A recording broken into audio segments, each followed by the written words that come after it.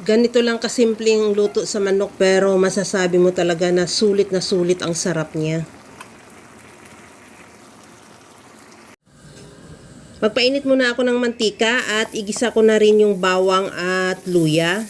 Ihalo hanggang sa maglabas ng aroma at isunod ko na rin ilagay yung sibuyas. Ihalo lang din hanggang sa maluto lang din yung sibuyas. At the same time, isunod ko na rin ilagay yung kamatis. Ihalo lang din hanggang sa maluto yung kamatis, lalabas talaga yung kanyang kulay. At ilagay ko na rin yung kalahating kilong manok na hiniwa ko lang din ng pa-serving cut. Ihalo lang hanggang sa mag-iba na ang kulay o mag-render siya ng sarili niyang mantika.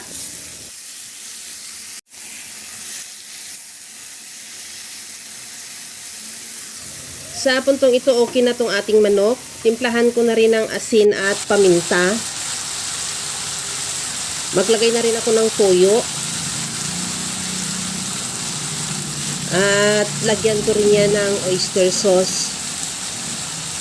Ihalo lang din hanggang sa mag-reduce lang din yung toyo at oyster sauce. Habang ginagawa ko yan mga kalasa, kung bago ka pa lang sa aking channel, welcome. At huwag kalimutan mag-subscribe at i-click ang bell button para sa mga notification. At kung dati ka pa, welcome back at i-follow mo na rin ako sa aking Facebook page Lasang Pilipina. Okay na tong ating chicken, maglagay na ako ng tubig.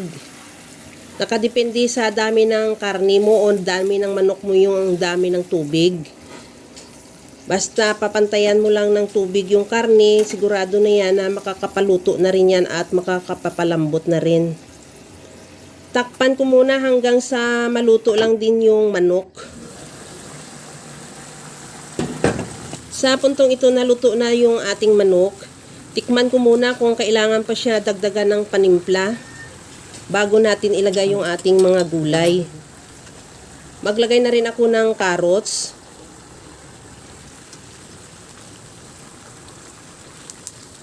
At ilagay ko na rin yung bagyo beans at yung young corn.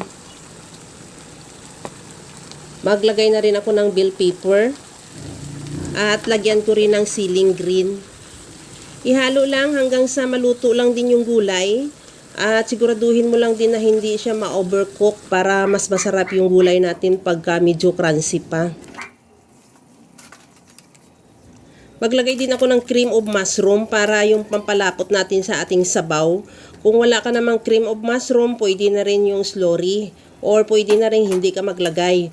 Basta timplahin mo lang yung sabaw niya o yung sauce niya na tama lang sa timpla. At pagkatapos yan, ihalo ko lang din hanggang sa medyo maglapot yung sauce o yung sabaw natin. At ilagay ko na rin yung repolyo o yung cabbage. Ihalo lang din hanggang sa maluto yung repolyo at ready to serve na yan yung ating napakasarap na chicken with vegetables or pwede na rin natin tawaging chop suey. Kaya mga kalasa, kung nagustuhan mo yung ating video, please like na lang at pakishare na rin sa inyong mga friends. At kung bago ka pa lang sa aking channel, subscribe na at i-click mo na rin ang bell button para sa mga notification. Okay na tong ating chop suey at ready to serve na. Kaya mga kalasa, alam ko kayang-kaya mo tong gawin dahil sa sobrang simple at napakadali niya lang lutuin. Kagaya lang lagi sa sinasabi ko na wala namang hindi marunong magluto basta sa simpleng paraan lang. Hanggang sa muli mga kalasa, thank you for watching. Bye-bye!